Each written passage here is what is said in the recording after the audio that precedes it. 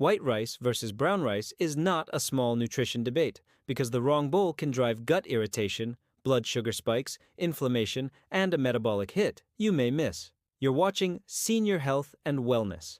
A lot of people think brown rice must be the healthier choice because it looks more natural and more whole. But food is not judged by appearance. Food is judged by what it does inside you. And that is where this gets uncomfortable, because the part of the grain many people praise may be the exact part creating trouble. The outside layer can carry compounds that sensitive bodies do not handle well. Here's what we know. Rice has fed huge populations for a very long time, but those populations did not just eat rice any random way. They selected it, milled it, cooked it, cooled it, fermented it, and adapted it.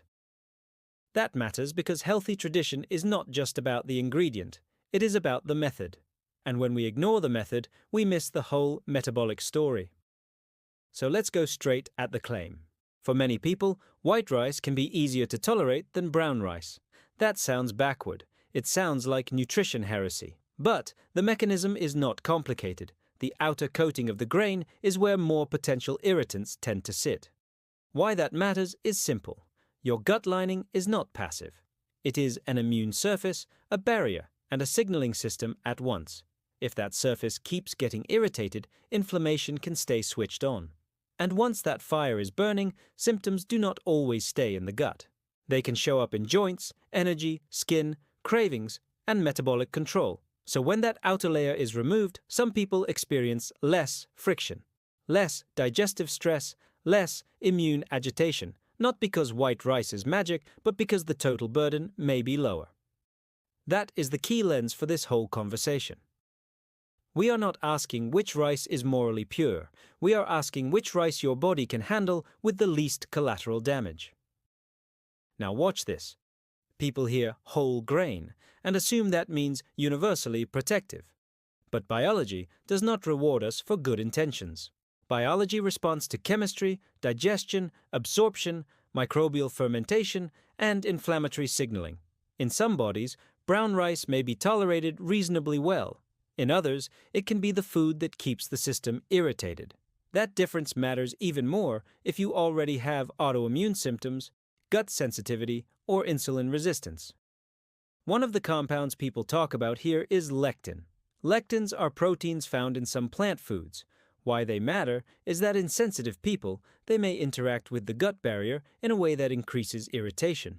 Applied here, if more of that burden is concentrated in the outer layer, keeping that layer may not be the advantage people think it is. That is why the more intact is always better idea can break down fast. And this is not just theory. Clinically, some people feel dramatically better when they stop forcing the rougher version of a grain and switch to a more tolerable one. Pain calms down. Bloating eases. Energy steadies. The immune system gets quieter. That does not prove every person should do the same thing. But it tells us symptoms matter. The body gives feedback long before a food rule was wrong. So if you eat brown rice because you think you should, but every time you eat it you feel swollen, heavy, inflamed, or foggy, your body is already voting. You just may not have been listening. Now there is another layer to this, and it is a big one.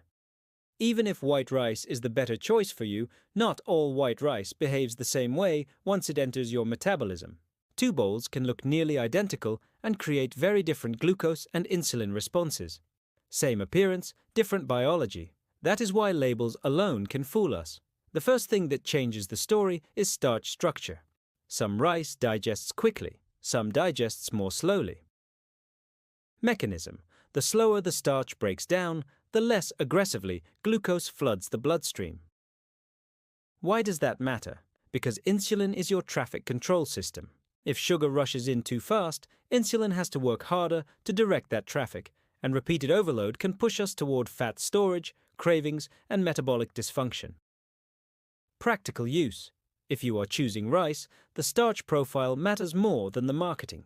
A slower digesting rice is often easier on blood sugar than a fast digesting one. That affects energy, triglycerides, inflammatory tone, and appetite later.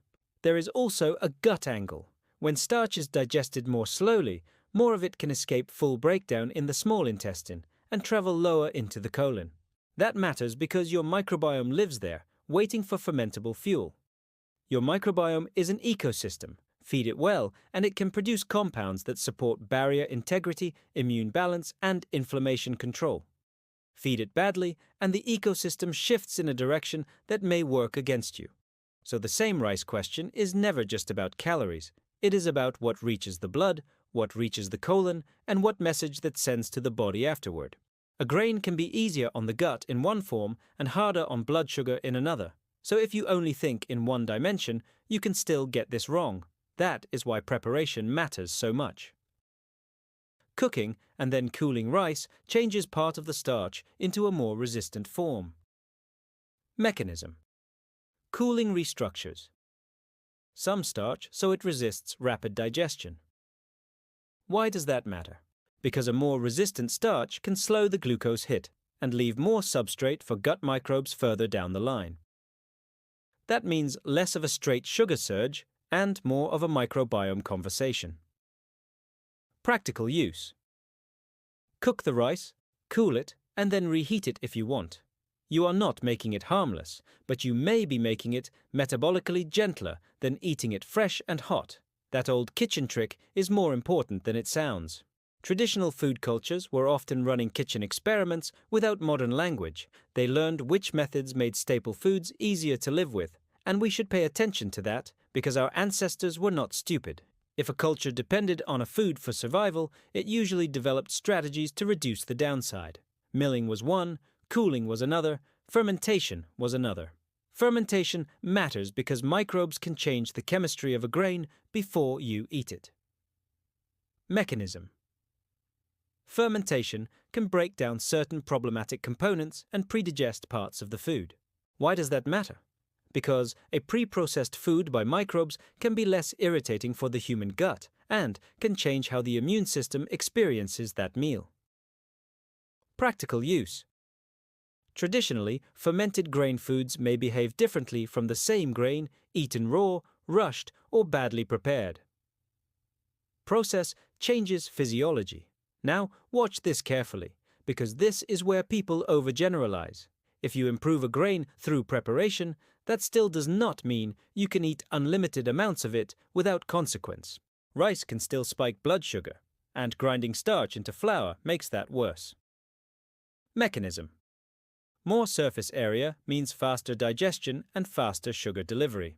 Why does that matter? Because the body can convert excess incoming carbohydrate into triglycerides.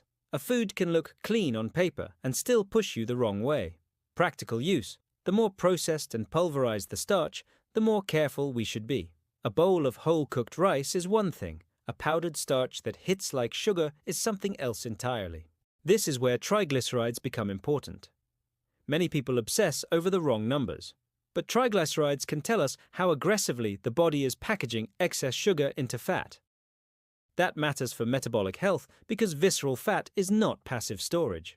It is biologically active tissue. It sends inflammatory signals, worsens insulin resistance, and keeps the whole system under pressure. So if a starchy food pushes triglycerides up, that is not cosmetic. That is a clue about what your metabolism is doing behind the scenes, and hidden metabolic stress is where a lot of long-term problems begin. Here's what this suggests. Even foods that seem harmless can behave very differently in different people. One person eats a starch and stays stable. Another gets a glucose spike, a triglyceride rise, and more hunger later. Bodies are not identical. Insulin sensitivity differs. Muscle mass differs. Gut microbes differ. Activity differs. Inflammatory burden differs. What you tolerate is partly about the food, but also about the terrain receiving it. So, who needs to be the most careful? People with insulin resistance, people with prediabetes, people with diabetes, people carrying excess visceral fat, people with fasting insulin already running too high. In those bodies, rice can become a very expensive habit, and expensive here means biologically costly. More glucose traffic, more insulin demand, less metabolic flexibility, more fat storage, more inflammatory burden, less room for your mitochondria to do clean, efficient work. Mitochondria are your cellular power stations. Why that matters is obvious. If energy handling is poor, fatigue, cravings, and poor recovery follow. Applied here, repeated sugar overload can push the system away from efficient fuel use. This is educational, not medical advice. We're evidence-led and we manage risk. So when somebody says, "Can I eat rice?" the real answer is, tell us about your metabolism first. Because rice tolerance is not just about the rice, it is about the body eating it.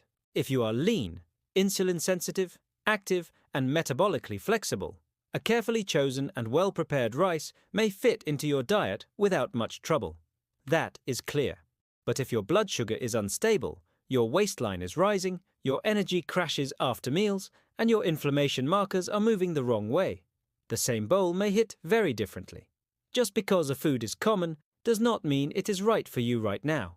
Common is not the same as therapeutic. Therapeutic means it moves the body toward repair. It lowers friction and calms the immune system. It improves biomarkers. It protects the microbiome ecosystem. It helps insulin do traffic control without panic. Not every rice meal does that. So, if you are using food strategically for disease prevention, we need a higher standard. We want stable glucose, lower inflammatory fire, better microbial signaling, and more metabolic flexibility over time. That does not mean fear every grain. It means stop eating on autopilot. Ask a better question. After this meal, is my body moving toward repair or toward stress? Chronic inflammation and poor glucose control shape the terrain for aging, vascular damage, brain decline, and in broader disease biology, they influence how tissues behave over time. Even when people talk about cancer prevention, one recurring theme is the terrain. Blood supply, growth signals, inflammation, and immune behavior matter. We do not want to keep feeding a body environment that is already under pressure. So, no, rice is not good or bad in some cartoon sense. The smarter frame is this. What form of rice creates the least inflammatory burden and the most stable response in your body? And here is another one. Have you ever noticed that the food everyone calls healthy leaves you feeling worse? Drop that in the comments, because that gap between nutrition theory and body reality is where a lot of people get lost. For more evidence-led breakdowns that cut through food myths, subscribe. So what do we actually do with all this? We simplify. If rice clearly worsens your blood sugar, appetite, or symptoms, it is not your friend right now. If you tolerate it, choose the version and preparation that create the least chaos. That usually means being careful with the outer layer if you are sensitive, being careful with rapid digesting starches, and respecting the power of cooling, reheating, and fermentation when appropriate. And above all, stop pretending your body is a machine with no memory. Every meal leaves a signal. Every signal shapes the next one. Every response moves you either toward resilience or toward dysfunction. This rice debate is really about inflammation, insulin, the microbiome, immune signaling, and the drift toward metabolic disease over time for years. And once you see that, the last question becomes the most dangerous one of all. Not, is brown rice healthier? But, what if the food you trust most is the one quietly keeping the fire alive?